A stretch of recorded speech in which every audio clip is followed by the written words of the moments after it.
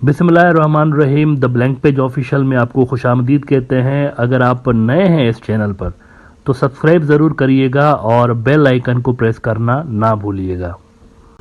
मित्रों, मोदी साहब के दौराए अमेरिका के बारे में बहुत कुछ कहा जा रहा था, बहुत कुछ लिखा जा रहा था। इंडियन मीडिया भी लगा हुआ था, वेस्टर्न मीडिया भी लगा हुआ था कि कोई तारीखी दौरा होगा वगैरह वगैरह। लेकिन आखिर में वो कहते हैं ना, खुदा पहाड़ निकला चूहा वो भी मरा हुआ, और मरा हुआ चूहा निकला है पहाड़ के नीचे से। कुछ भी नहीं था इसके अंदर। सिर्फ दो डेवलपमेंट्स ऐसी हुई हैं जो कि जिसको हम सिग्निफिकेंट कह सकते हैं। एक तो ये कि अमेरिका जो है वो हथियार बेच रहा है इंडिया को। उसके बारे में पहले ही आपको बता दिया था कि ये इस दौरे का सबसे बुनियादी मकसद है, हथियार बेच रहा है बड़ी तादाद में। क्योंकि लॉन्ग रन में अमेरिकन जो हैं वो चाहते हैं कि इंडिया उनके ऊपर डिपेंडेंट रहे, और जो अरबों डॉलर्स का असलहा इंडिया रशिया से खरीदता है। याद रहे कि दुनिया का सबसे बड़ा इंपोर्टर इंडिया है असलहे का। तो वो कहते हैं कि ये जो पैसा है ये आप हमें देना, हमारी कंपनियों को, हमसे असला खरीदें। तो लॉन्ग रन में मोदी साहब ने नींव रख दी है। आइंदा आप देखेंगे कुछ ही अरसे में ज़्यादातर जो असलहा इंडिया लेगा वो अमेरिका से ले रहा होगा। तो रशिया और इंडिया के जो डिफेंस टाइज हैं वो ग्रेजुअली डिक्लाइन होंगे। ग्रेजुअली नहीं बल्कि तेज़ी के साथ। कुछ ही सालों के अंदर आप देख लीजिएगा एक बड़ी शिफ्ट आपको नजर आएगी अगर मोदी रहा पावर में। तो दूसरी एक बड़ी डेवलपमेंट ये हुई है कि इंडिया जो है ये टेम्पररी मिलिट्री बेसिस प्रोवाइड करेगा अमेरिकन नेवी को। ये सिग्निफिकेंट बात है और ये वो नुक्ता है जिससे इंडिया और चाइना के टाइज ज़्यादा ख़राब होंगे। अमेरिका और चाइना के जो है वो तो खिटपिट रहेगी दोनों के दरमियान, वैसे ही वो कंपटीशन चल रही है दोनों के दरमियान। लेकिन इंडिया के चाइना के साथ जो टाइज हैं इस दौरे के बाद मजीद ख़राब होंगे, क्योंकि इंडिया ने temporary military bases American navy को ये जो दिए हैं ना, तो इससे अमेरिका की प्रेजेंस इंडियन ओशन के अंदर बढ़ेगी। और सिर्फ ये नहीं दिया, कुछ साल पहले मोदी ने logistic exchange memorandum of understanding sign किया था अमेरिका के साथ 2016 में। अब इसको इन्होंने क्या किया है कि इसको एक्सटेंड कर दिया है और मजीद इसमें फैसिलिटीज ये ऐड कर दी हैं कि अब अमेरिका की जो शिप्स हैं उनकी मेजर रिपेयर भी इंडियन बेसिस के ऊपर हुआ करेगी। अब बहालत जंग या बहालत कॉन्फ्लिक्ट भी इंडिया की सरजमीन यूज होगी अमेरिकन नेवी के लिए। अब इसमें आप देखिए कि इंडिया को इटसेल्फ क्या फ़ायदा हुआ, कुछ भी फ़ायदा नहीं है। अमेरिका की जो शिप्स हैं वो आएंगी ना, इंडियन शिप्स को तो कोई फ़ायदा नहीं। इंडियन शिप्स तो वहाँ नहीं जाएंगी ना, वहाँ पर जो बेसिस बने हुए हैं अमेरिका के अटलांटिक में या फिर गुआम में या फिर दूसरी जगहों पे, वहाँ पर तो ये नहीं जाएंगे। लेकिन अमेरिकन को तो बहरहाल इंडियन ओशन के अंदर प्रेजेंस चाहिए थी, तो वो उन्होंने ले ली मोदी से।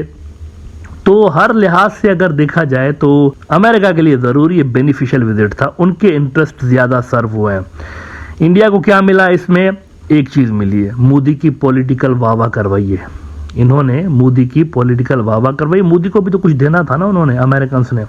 भाई इतना बड़ा काम कर दिया, बेसिस दे दिए उनको, और वो जो logistic exchange memorandum of understanding वो इंक्रीज कर दिया इन्होंने, तो बदले में कुछ तो अमेरिकन ने देना था। अमेरिकन ने इसको पॉलिटिकल बेनिफिट दिया है। वो पॉलिटिकल बेनिफिट ये है कि पाकिस्तान का नाम लेकर इन्होंने कुछ बातें ऐसी की हैं जिसको मोदी इलेक्शंस के अंदर कैश करवाएगा, आने वाले इलेक्शंस के। ये देखिए अमेरिका भी मेरे साथ मिला हुआ है पाकिस्तान के खिलाफ।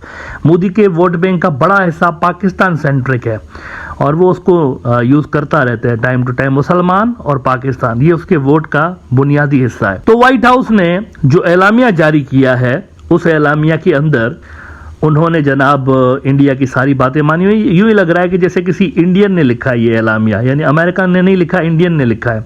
वो कहते हैं कि president Biden and prime minister Modi reiterated the call for concerted action against all United Nations listed terrorist groups including al-Qaeda, ISIS, Daesh, Lashkar Taiba, Jaish-e Mohammed and Hizbul Mujahideen.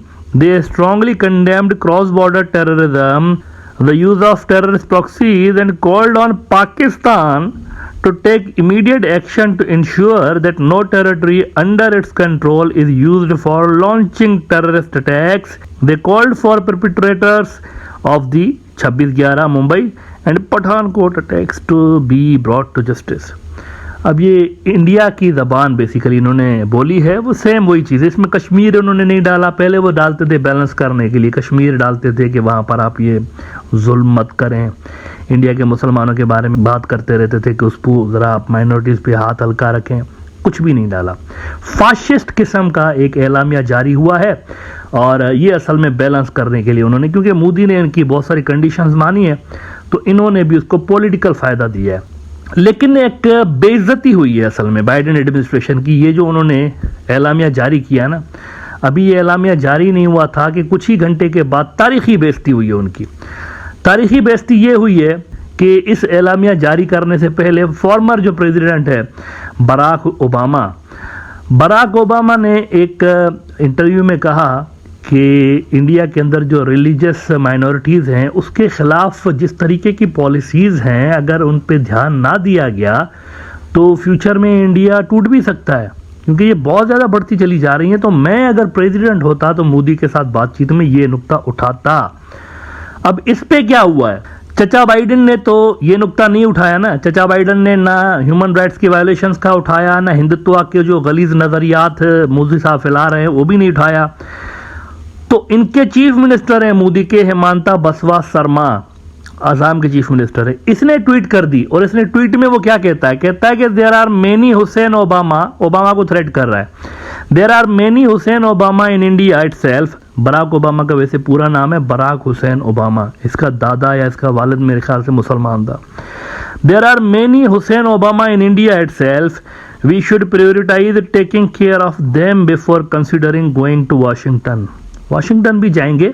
अपने मुल्क के अंदर जो हुसैन ओबामा, पहले इनको ज़रा हम ठीक कर लें, उसके बाद वाशिंगटन वालों को भी ठीक करेंगे। ओबामा को थ्रेट किया है, the Assam police will act according to our own priorities. अब मुझे बताएं कि ये जो पाकिस्तान के खिलाफ और लश्कर तैयबा तो फलां ढिमका, ये जो इन्होंने स्टेटमेंट व्हाइट हाउस ने जारी की, इसकी तो रद्दी के टोकरी के अंदर डालने वाली हैसियत रह गई ना, कि जिन लोगों के खिलाफ इनको बोलना था इन्होंने नहीं बोला, और वो लोग जो हैं हिंदुत्व के गुंडे इन्हीं के सिटीजन्स को थ्रेट कर रहे हैं, और वो भी फॉर्मर प्रेसिडेंट को। क्या हैसियत रहेगी बाइडेन की, फिर मुझे बताएं क्या हैसियत रह गई इनकी। फॉर्मर प्रेसिडेंट को गली का गुंडा उठ के वहां से थ्रेट कर रहा है कि नहीं छोड़ेंगे इनको।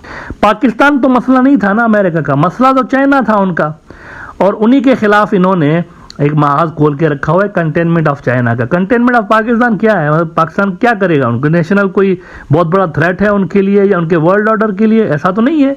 पाकिस्तान तो अमेरिका के सामने एक छोटी सी फोर्स है, वो उनके ग्लोबल ऑर्डर के लिए थ्रेट तो रही है।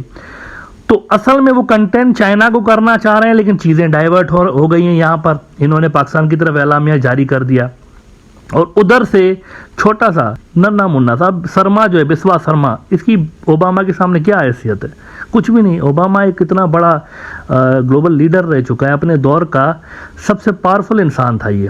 उस वक्त ये अमेरिका का सदर था जब दुनिया बायपोलर नहीं थी, चाइना नहीं उभरा था, यूनिपोलर दुनिया थी, और अमेरिका जो कहता था वही दुनिया के अंदर पॉलिसीज उसी तरह से बनती थी।